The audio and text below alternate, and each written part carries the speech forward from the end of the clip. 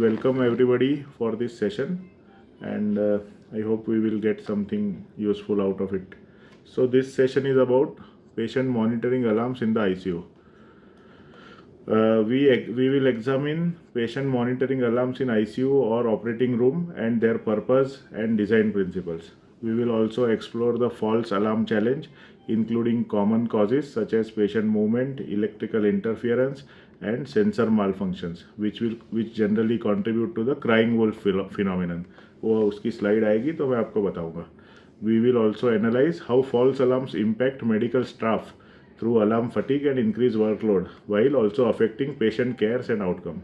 And we will discuss some solutions or some validation approaches to solve this. So first of all, we need to understand the patient monitor readings. कि आपको पता है इसमें nurses भी देख रहे हैं, तो इसलिए मैं थोड़ा हिंदी में भी बीच बीच में आऊँगा और we will cover some basics also. तो वी नो दैट पेशेंट के मॉनिटर पे क्या क्या दिखता है. तो आप सबको पता है कि हार्ट रेट दिखता है, नॉर्मल हार्ट रेट 60 to 100 होना चाहिए. ब्लड प्रेशर दिखता है जो नॉर्मली 120/80 होना चाहिए. रेस्पिरेटरी रेट दिखता है जो 12 to 20 नॉर्मल होता है. ऑक्सीजन सेचुरेशन मोर देन और इक्वल टू 94 होना चाहिए हेल्दी एडल्ट में, है ना. ECG दिखता है. तो ECG, what is ECG? It's a graphical representation of heart activity and it shows electrical pattern during the contraction and relaxation. और अगर वो इरेग्युलर है, रिदम कुछ इरेग्युलर है या कार्डियक एबनॉर्मलिटी है, वो सब अपने को उससे पता चलता है. Temperature can be in Celsius और Fahrenheit and monitors body temperature. उससे फीवर हो गया, हाइपोथर्मिया हो गया या टेम्परेचर ऊपर नीचे हुआ, वो अपने को पता चलता है. Now, what are the factors affecting monitor readings? So, if your patient is moving, like shivering, coughing, or talking, then readings can fluctuate. So, ये सब आपको पता होना चाहिए कि इसके वजह से अलार्म आ रहा है, तो आपको पता चले कि it is only transient or because of specific reason.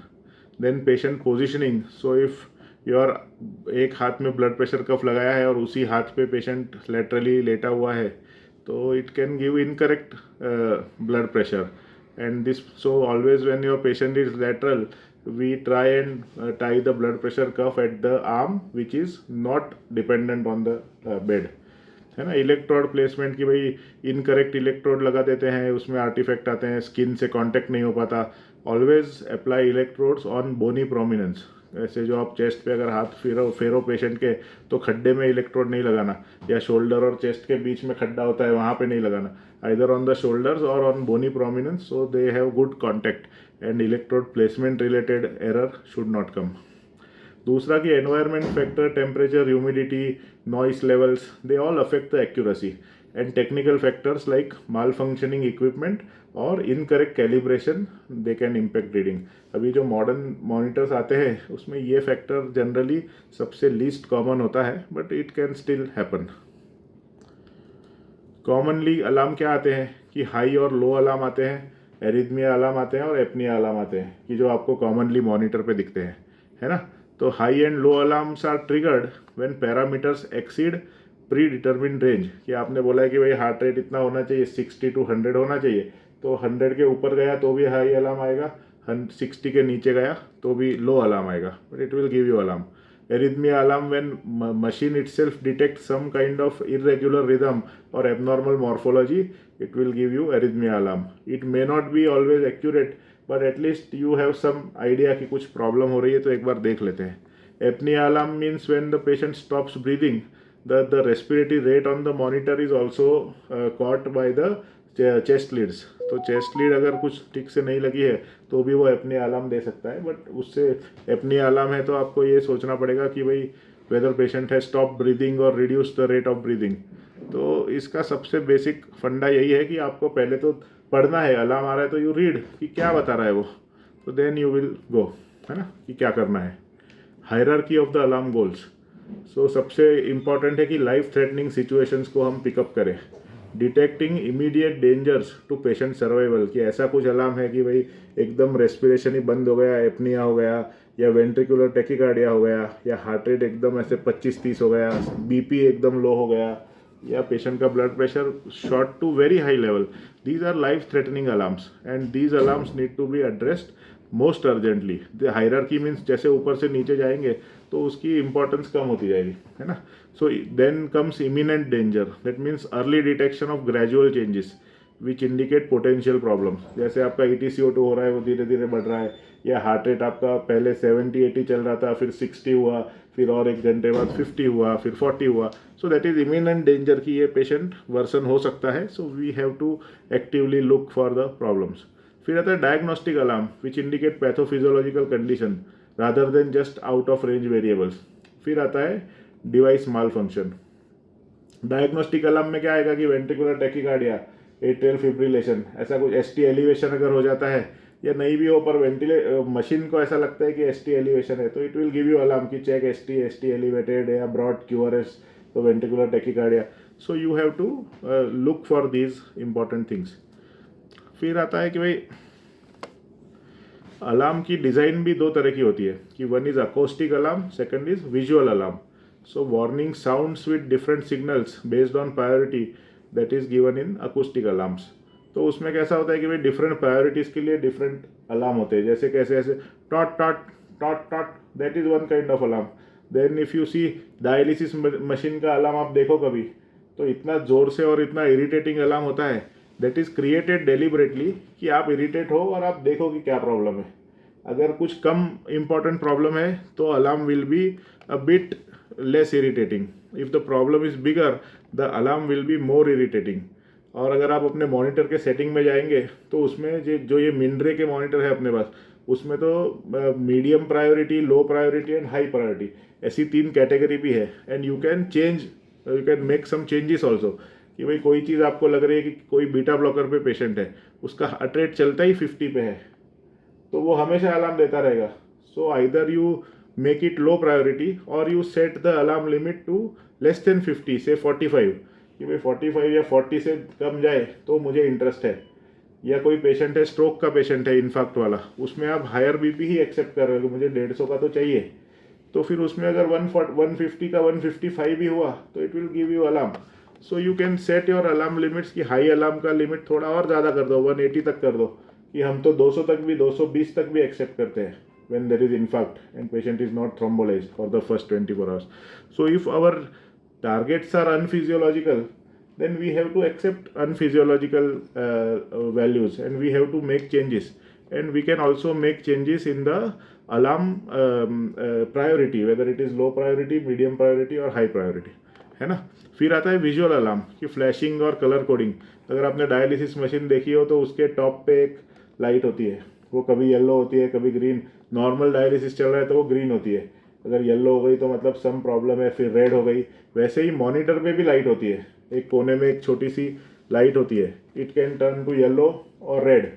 तो depending on the colour you can determine whether there is something going on. And from far also, जैसे टीम लीडर कोई एक बेड पे खड़ा है पर उसको दूसरे एंड पे भी कोई मॉनिटर पे रेड अलार्म दिख रहा है, या कोई डॉक्टर को दूसरे एंड पे भी दिख रहा है, तो they can from the far distance also they can say कि कुछ प्रॉब्लम है, एक बार देखो, है ना. So alarms can be acoustic and visual and both have their own importance. फिर आता है कि भाई फॉल्स अलार्म का problem. False alarms are conventionally defined as alarms without clinical और थेराप्यूटिक कॉन्सिक्वेंसेस. अपने ICU में या इवन ऑपरेटिंग रूम में भी false alarms are very common. So current system use better safe than sorry logic. इस system के अंदर इतना फाइन ट्यून्ड वो नहीं है कि भाई इट विल डिटेक्ट कि ये तो एरर भी हो सकता है, शिवरिंग से भी हो सकता है, या लीड प्लेसमेंट से भी हो सकता है. It will give you alarm just to, it follows the principle of better safe than sorry, कि भाई सेफ रहना अच्छा. अगर आपको लग रहा है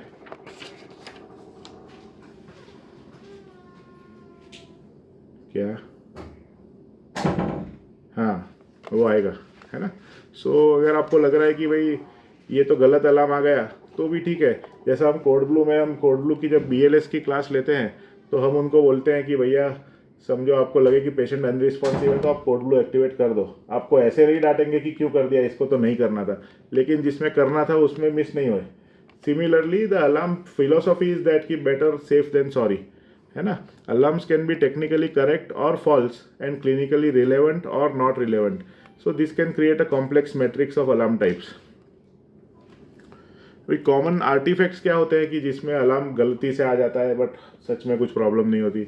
ईसीजी में होता है कि भाई जो 60 hertz power line interference from near by equipment, आपने देखा होगा कभी कभी कि कोई प्लग कर दिया कोई चीज़ तो एकदम से ईसीजी चेंज होने लगेगा, या patient movement causing base line shift, patient हिल रहा है तो ईसीजी में भी ऊपर नीचे होगा, रेस्पिरेशन की वजह से ऊपर नीचे होगा, इलेक्ट्रोड डिटैचमेंट ड्यूरिंग रीपोजिशनिंग, आपका पोजीशन चेंज करने में एक आध इलेक्ट्रोड निकल गया, या इलेक्ट्रो सर्जिकल यूनिट कुछ कॉटरी लगाई हुई है या उसके वजह से होगा। सो ये सब चीज़ें हो सकती है, पर ये सब चीज़ें हैं तो फिर उसको फाइंड आउट करो, और अगर कर सकते हो तो उसको ठीक करो, है ना। तो उसका मतलब ये नहीं कि आप उसको साइलेंट कर दो या वॉल्यूम कम कर दो। Certain alarms are meant to go off at a very high volume और एट अ हाई प्रायोरिटी, उसको बंद करके वो सॉल्यूशन नहीं है।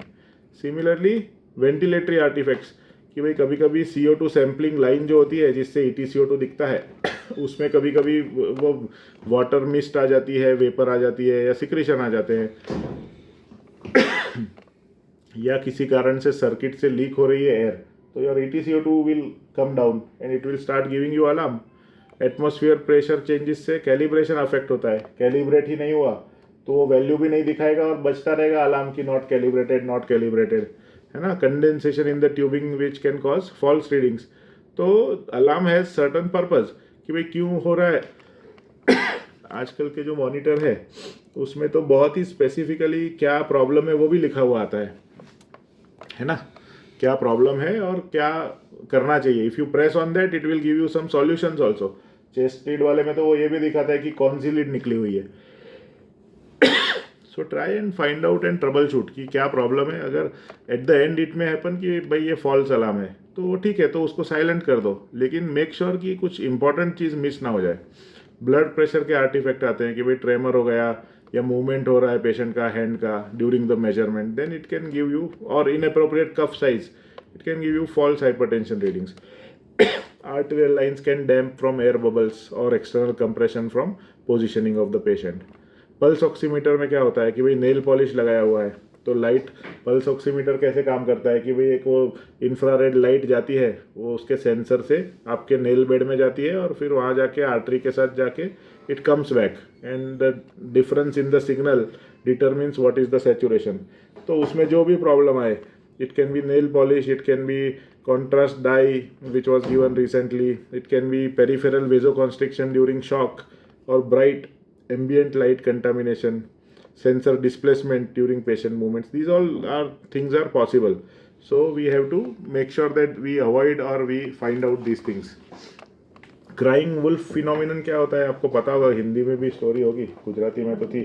उसमें ऐसा होता है कि एक बच्चे के यहाँ पे वो पिताजी उसके बेटे को भेड़ों के साथ भेजते थे चारा चरवाने के लिए, और रोज़ वो चिल्लाता था कि अरे भेड़िया आ गया भेड़िया आ गया। तो पहले तो ऐसा होता था कि लोग आके एकदम से पैनिक मचाते थे, आते थे ढूंढते थे, भेड़िया नहीं आया होता था, भेड़िया आ गया या शेर आ गया, इनका भेड़िया है। तो सिमिलरली आप बार बार ऐसे करो कि भाई फॉल्स अलार्म बहुत ज़्यादा है और उसका कुछ क्लिनिकल रिस्पॉन्स नहीं है, रिलेवेंस नहीं है, तो हम अलार्म को देखना ही बंद कर दें, यार ये तो बजता रहता है, ये मॉनिटर या ये वेंटिलेटर में तो अलार्म बजते ही रहते हैं, इसको कुछ ज़्यादा इंपॉर्टेंस नहीं देना। तो it will lead to a situation where you will have a catastrophic bad outcome because of omitting और मिसिंग द अलार्म्स। तो इसलिए क्राइंग वुल्फ फिनोमिनन होने ही नहीं देना चाहिए अपने को, कि ये स्थिति आए ही नहीं। We have to be sensitive and we have to look at the alarms, address the alarms and whatever. So we, और उससे क्या होता है कि भाई रिस्पॉन्स टाइम बढ़ता जाता है, कि पहले तो तुरंत देखते थे, फिर उनको पता चला कि इसमें कुछ है नहीं, तो फिर कभी आते जाते देख रहा है 2 मिनट में 5 मिनट में, एंड देन वो अलार्म बजता ही रहा और किसी ने देखा ही नहीं, अल्टीमेटली ये हो जाता है। या फिर एनओए हो गए तो ये करेंगे कि भाई एक ऐसा बटन आता है कि साइलेंस अलार्म फॉर 2 मिनट्स, तो वो दबा दिया तो 2 मिनट की तो शांति हो गई।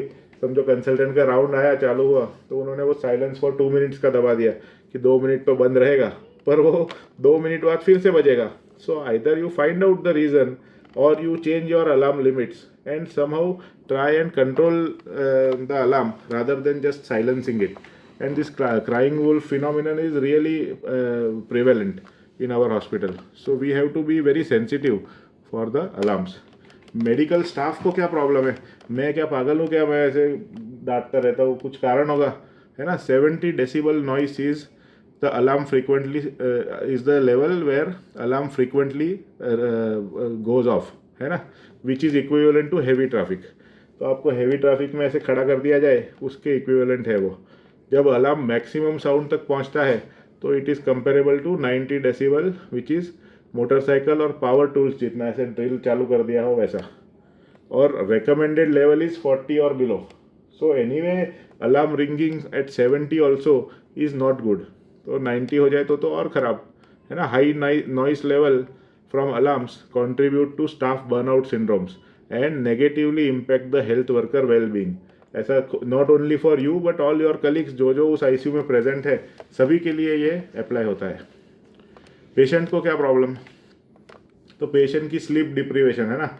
पेशेंट को नींद नहीं मिलेगी, रात में भी अलार्म बजते रहेंगे तो स्लीप विल बी डिप्राइव्ड. नींद नहीं बढ़ेगी तो फिर इम्पेयर्ड इम्यून रिस्पॉन्स भी हो सकता है, सिंपैथेटिक नर्वस सिस्टम की एक्टिविटी बढ़ सकती है. तो पेशेंट को टेकिकार्डिया होगा, टेकिप्निया होगा, इन्फेक्शन हीलिंग में प्रॉब्लम होगी. फ्रीक्वेंट अराउजल फ्रॉम स्लीप में लीड टू कार्डियक एरिथमियाज. और यही पेशेंट है वो जो कि डिलीरियम में जाते हैं. आप उसको बोलोगे ये तो साइकोसिस में चला गया क्योंकि इसको रात को सोने को नहीं मिला, या पार्शियल स्लीप में he got disturb and then in the daytime they manifested as delirious. So that leads to increased opioid requirement for ventilated patient and increased requirement of antipsychotics for non-ventilated who go into delirium, है ना.